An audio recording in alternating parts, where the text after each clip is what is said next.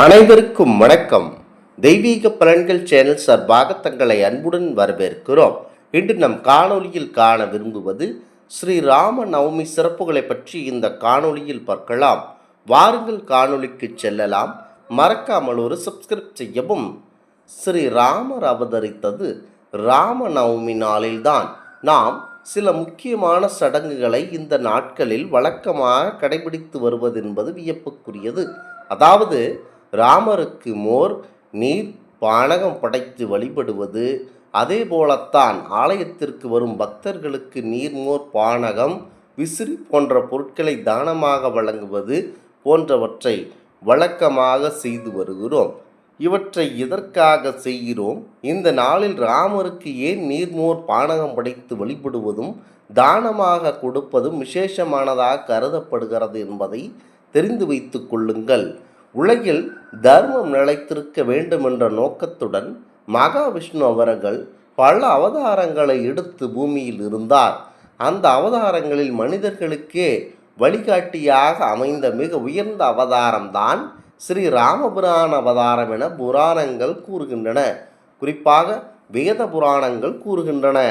அதனால்தான் ஆண்டுதோறும் ஸ்ரீ ராமர் அவதரித்த தினமான ராமநவமி மிகுந்த பக்தி உணர்வோடு நாடு முழுவதும் கொண்டாடப்படுவது என்பது சிறப்பு. கிருஷ்ணர் பிறந்த தினம் ஜென்மாஷ்டமி என கொண்டாடப்படுவது போலவே ஸ்ரீ ராமர் பிறந்த தினம் ராமநவமி என்ற பெயரில் பெரும் திருநாளாக அனுஷ்டிக்கப்படுகிறது. புராணங்களின்படி மகாவிஷ்ணுவின் 7வது அவதாரமாக ஸ்ரீ ராமபுரான அவதாரம் செய்தார். இந்த அவதாரம் நிகழ்ந்தது திரேத யுகத்தில் என்று கூறப்படுகிறது. புராணங்களின் குறிப்புகள் படி ஸ்ரீராமர் அவதரித்த நாள் சைத்திர மாதம் தமிழ் பங்குனி மாத வளர்பிறை நவமி திதி புனர்பூச நட்சத்திரம் என்ற புனித இணைப்பில் நிகழ்ந்ததாக கூறப்படுகிறது. மனிதர்கள் எவ்வாறு வாழ வேண்டும், எப்படி தர்மத்தை காக்க வேண்டும் என்பதற்காக உயிரோட்டமாக எடுத்து காட்டுவதுதான் ராம அவதாரம். ராமநவமி நாளில் அதிகாலையில் எழுந்து குளித்து முடித்துவிட்டு தூய்மையான ஆடைகளை அணிந்து வீட்டில் ராமர் படத்தை, அதாவது ராமர் பட்டாபிஷேக படத்தை வைத்து பூஜை செய்ய வேண்டும். அந்த படத்தை மல்லிகை, துளசி, செந்தாமரை அல்லது கிடைக்கும் பூக்களால் அலங்காரம் செய்யலாம். பிற ராமருக்கு மிகவும் பிரியமான வெண்பொங்கல், நீர்மோர், பருப்பு வடை, பானகம் ஆகியவற்றை நைவேத்தியங்களை படைத்து தாராளமாக வழிபடலாம். இவையெல்லாம் சாத்தியமில்லை எனில் மிகவும் எளிமையாக 2 வாழைப்பழம், 1 டம்ளர் பால் அல்லது 1 டம்ளர் நீர்மோர் வைத்து மனமாற வழிபட்டாலே போதும். அப்போது ராம் ராம் என்றும் ராமநாமத்தை மனதில் கூறிக்கொண்டே இருக்க வேண்டும். ராமநாமம் உச்சரிப்பதே அந்த நாளில் மிக பெரிய வழிபாடாகவே கருதப்படுகிறது. ராமநவமி நாளில் ராமாயணம் படிப்பதும் ராமர் பற்றிய கதைகளை கேட்பதும் ராமநாமங்களை கூறுவதும் மிகுந்த புண்ணியங்களை தர வல்லது. ராமநவமி நாளில் ராமருக்கு நீர்மோர் மற்றும் பானகம் நைவேத்தியமாக படைப்பது மிகவும் விசேஷமானதாகும்.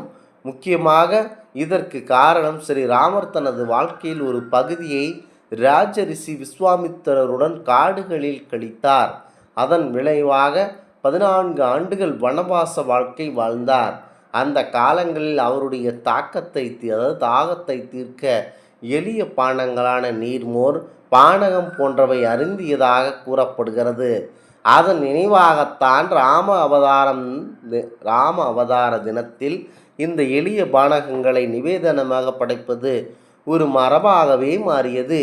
நீர்மோர், பானகம் ஆகிய இரண்டும் உடலுக்கும் மனதிற்கும் குளிர்ச்சியதாகக்கூடியதாகும்.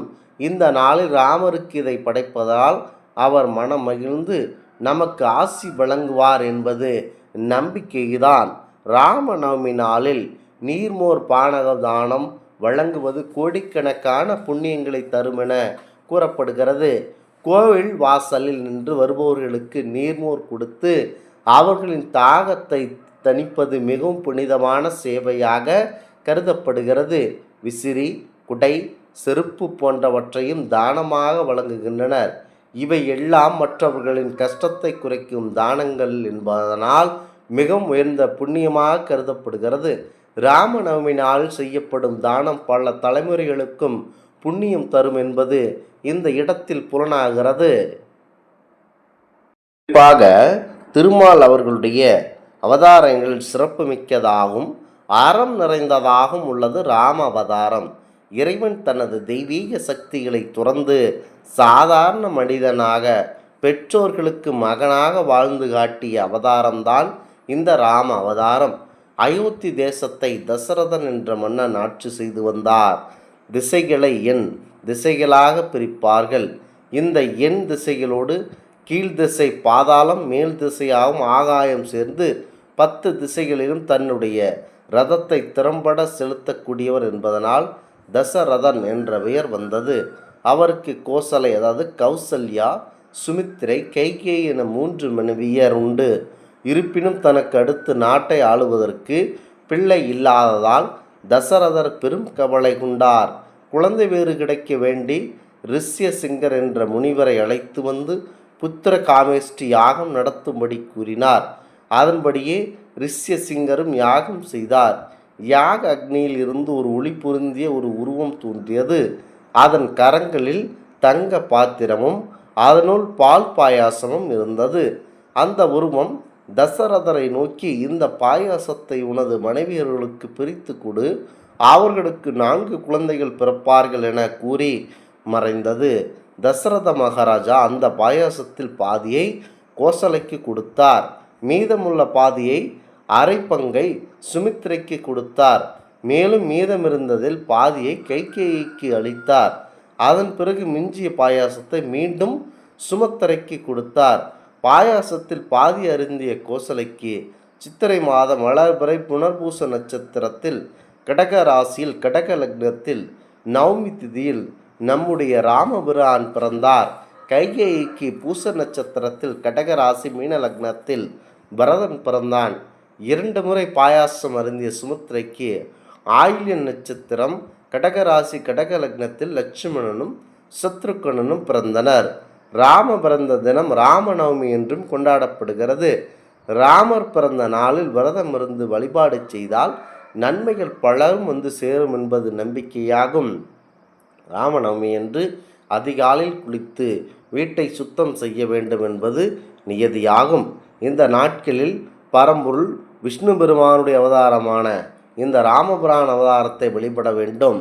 இந்த ஆன்மீக தகவல் உங்களுக்கு பிடித்து இருந்தால் தெய்வீக பலன்கள் சேனலை கண்டிப்பாக சப்ஸ்கிரைப் செய்து கொள்ளவும். மீண்டும் ஒரு நல்லதொரு காணொளியில் உங்களை சந்திக்கிறோம். நன்றி, வணக்கம்.